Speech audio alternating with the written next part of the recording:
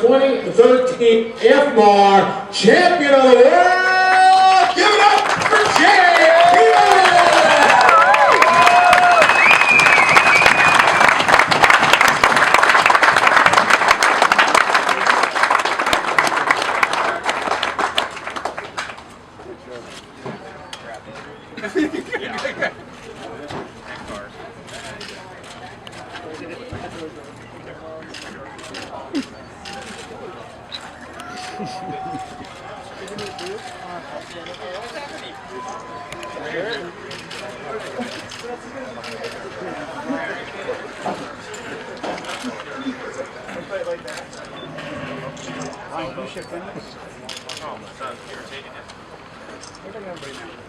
Right here, everyone.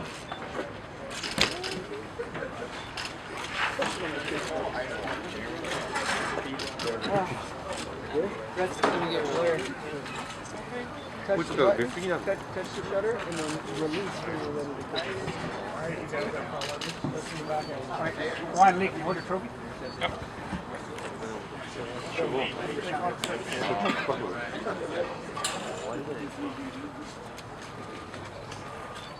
Coming in? Yeah. Okay. Wow.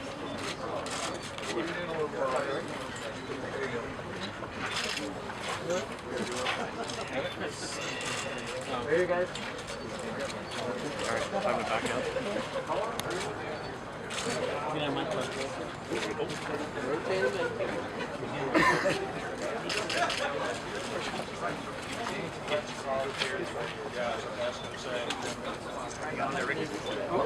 I hope so. Not right now, baby. Thank you. Your shit's gonna get out of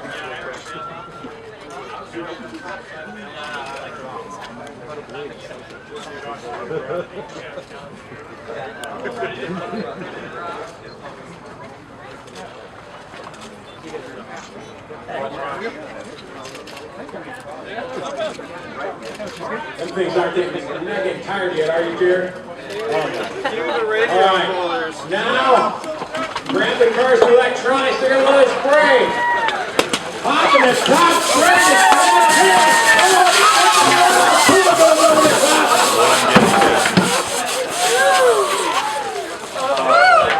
All right, there he is, your 2013 IFMAR. Representing Kioso, Orion, and AKA Jared Tebo, your two-wheel drive world champion.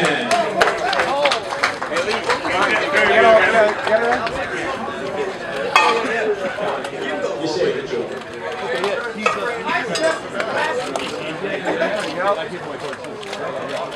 Okay, Ryan. Is it going up? I didn't even see it. Sorry? Now it's cold.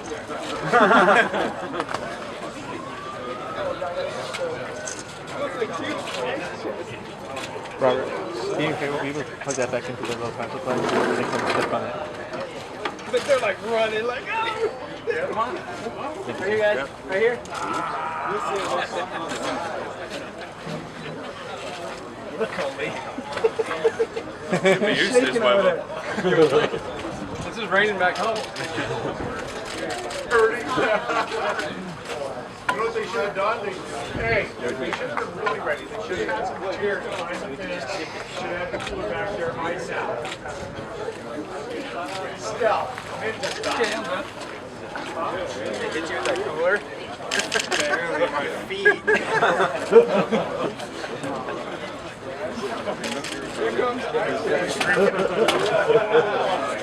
Look, they're like,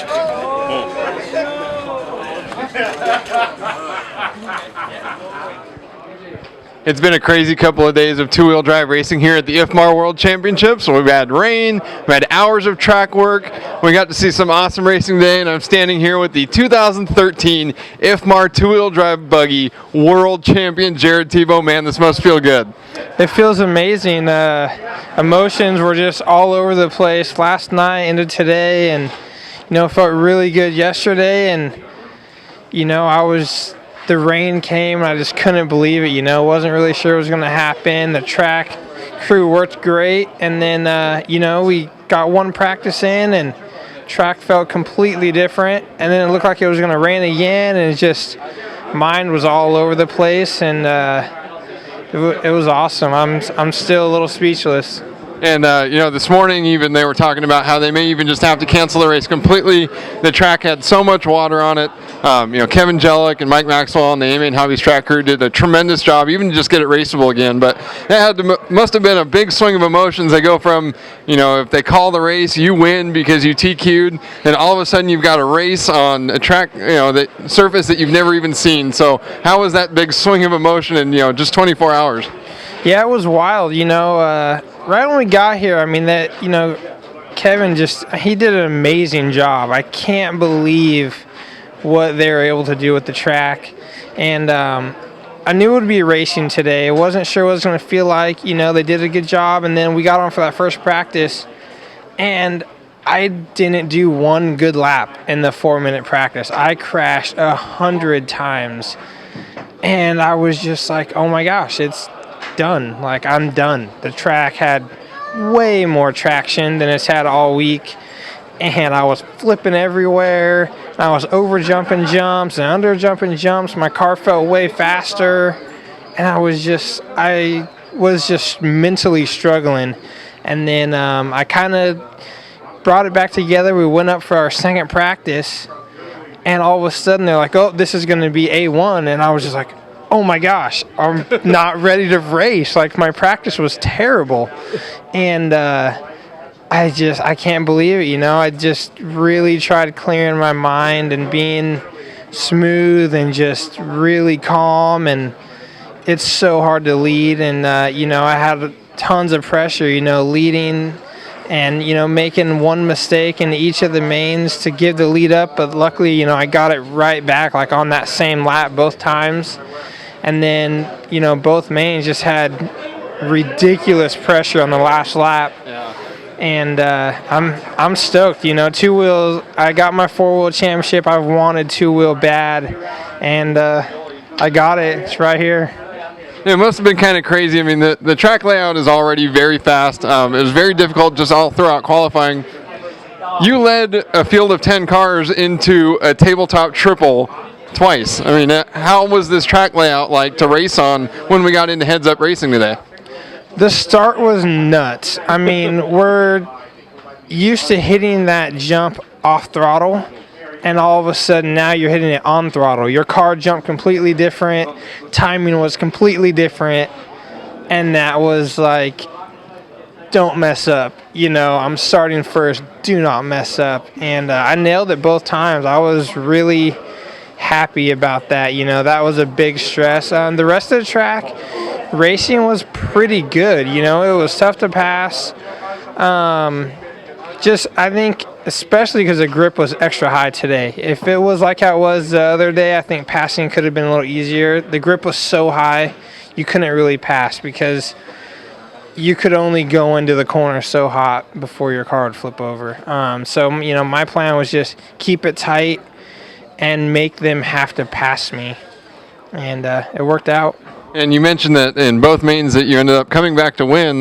You had a mistake at some point in the race and dropped out of the lead. So is it tough to get your mind back in it when you're leading the race and you crash and all of a sudden you're playing catch up? Luckily both of the times I was still right there. I didn't have to pass multiple cars. I was still right there in second. And for me, it was almost like a weight lifted off, like, oh, I don't have the pressure now.